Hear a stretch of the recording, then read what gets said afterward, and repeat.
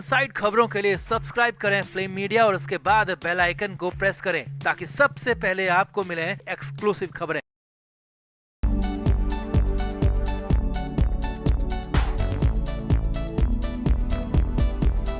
उद्धव ठाकरे और उनके परिवार के लिए लगता है बुरे दिन, बुरा वक्त खत्म होने का नाम नहीं ले रहा है। लगातार बुरा वक्त बढ़ता ही जा रहा है। वैसे ही परेशानियां कम नहीं थी कि इधर आदित्य ठाकरे के सिर पर 5 साल पुराना केस ऐसा आकर आया है, फंसा है कि आदित्य ठाकरे की हालत खराब हो गई है। जी हाँ, मातोश्री में सबके सामने फूट फूट कर रोने लगे, सपने में भी चिल्लाने लगे हैं और अकेले कमरे में जाकर बुरी तरह से घबरा गए हैं। तो क्या है ये पूरा मामला, क्या हो गया आदित्य ठाकरे के साथ इस बार, कैसे 5 साल पुराने केस ने रुला दिया छोटे ठाकरे को, सब कुछ दिखाते हैं, आपको बताते हैं। आप भी इस वीडियो को शेयर करें, कमेंट बॉक्स में अपनी राय जरूर दें।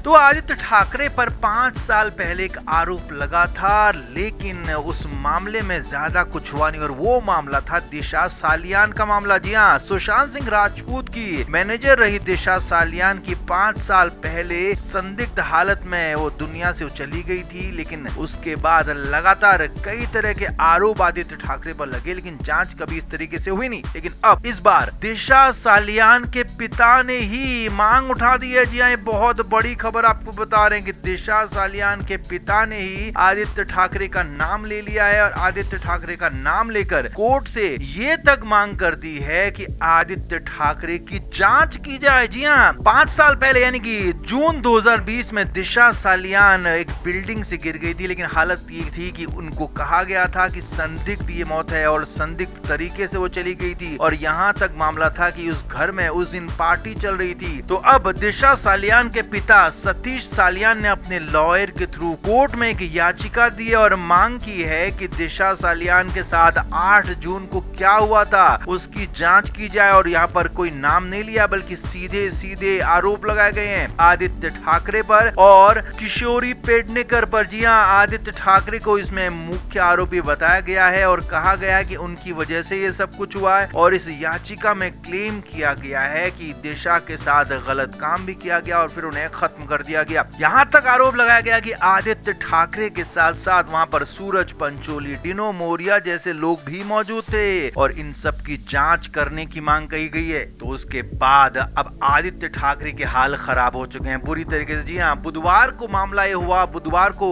दिशा सालियान के पिता कोर्ट पहुंचे, तो अब उसके बाद से आदित्य ठाकरे के लिए नींद आना मुश्किल हो गई। जी हाँ, वैसे बाहर तो आदित्य ठाकरे ने मीडिया के सामने पहली बार इस मामले पर मुंह खोला और कहा कि पिछले 5 साल से उनका नाम बदनाम करने की कोशिश हो रही है और अब जब मामला कोर्ट में है तो कोर्ट में ही मैं सब कुछ अपना जवाब दूंगा। अब यहाँ पर तो ये पब्लिक में कहा, लेकिन अंदर की खबर, सूत्रों की खबर ये है कि आदित्य ठाकरे मातोश्री में फूट फूट कर सबके सामने रोने लगे थे। जी हाँ, यही खबर है। और यहाँ तक कि रात को भी सपने में चिल्लाने लगे थे, अकेले कमरे में जाने से घबराने लगे थे, क्योंकि आदित्य ठाकरे को यह अंदाजा नहीं था कि 5 साल पुराने मामले में इस तरीके से वो फंस जाएंगे, इस तरीके से लपेटे में आ जाएंगे। क्योंकि अब मामला जो भी हो, आरोप जो है, तो अगर जांच के आदेश होते हैं, जांच की बात होती है, तो आदित्य ठाकरे के लिए मुश्किलें बढ़ सकती हैं। इसीलिए आदित्य ठाकरे की कंडीशन ये हो गई है कि 5 साल पुराना केस खुलने से वो बुरी तरह से घबरा गए हैं, रोने तक लगे हैं और उनके पिता उनको संभालने में उनके हालात खराब हो रहे हैं। तो कुल मिलाकर फिलहाल 5 साल पुराने केस ने न सिर्फ आदित्य ठाकरे बल्कि उनके पिता उद्धव ठाकरे और उनकी पूरी की पूरी पार्टी शिवसेना यूबीटी के लिए मुश्किलें बढ़ा दी हैं। तो आप इस पर क्या कहेंगे? आप भी कमेंट बॉक्स में जरूर से जरूर बताएं कि क्या आदित्य ठाकरे ऐसा कर सकते हैं या फिर उन्हें फंसाया जा रहा है। आप क्या मानते हैं? कमेंट जरूर करें, वीडियो को शेयर भी करें।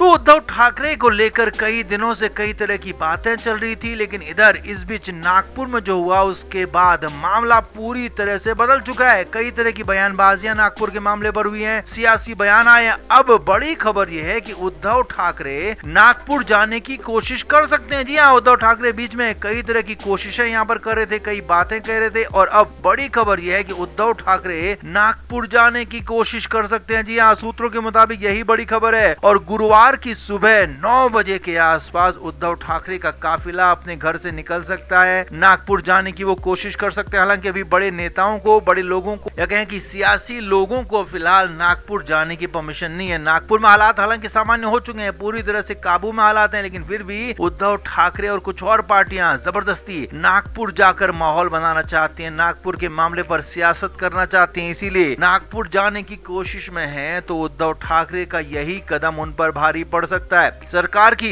पूरी तैयारी हो चुकी है कि अगर उद्धव ठाकरे या फिर कोई और भी अगर नागपुर जाने की कोशिश करता है तो उस पर एक्शन होगा, तीखा एक्शन होगा, और एक्शन इतना तेज होगा कि सीधे गिरफ्तार कर जेल में डाल दिया जाएगा। अब बड़ी खबर यह भी है कि उद्धव ठाकरे अपने पूरे काफिले के साथ जाने की कोशिश कर सकते हैं, और इस काफिले में उनके अपने बेटे आदित्य ठाकरे जो कि विधायक हैं वो भी मौजूद रह सकते हैं। संजय राउत जो कि सांसद हैं वो भी मौजूद रह सकते हैं, और इसीलिए माना यह जा रहा है कि उद्धव ठाकरे के साथ साथ कुछ और नेताओं के, कुछ और बड़े लोगों की भी गिरफ्तारी हो सकती है, और इन सबको एक साथ गिरफ्तार किया जा सकता है। और अगर इन्हें चार्जेस के साथ गिरफ्तार किया गया, कोर्ट में पेश किया गया, तो फिर हवालात के बाद सीधे तलौजा जेल भी पहुंचाया जा सकता है। तो यही खबर है उद्धव ठाकरे को लेकर कि उद्धव ठाकरे मुश्किल में आ सकते हैं, अपने ही पैरों में कुल्हाड़ी मार सकते हैं अगर वो नागपुर जाने का फैसला करते हैं तो, क्योंकि सरकार की पूरी तैयारी है। और अंदर खाने से सूत्रों के हवाले से ये भी खबर है कि उद्धव ठाकरे के किसी भी गलत कदम पर सीधे सीधे डिप्टी सीएम एकनाथ शिंदे की नजर है, और ये डिप्टी सीएम एकनाथ शिंदे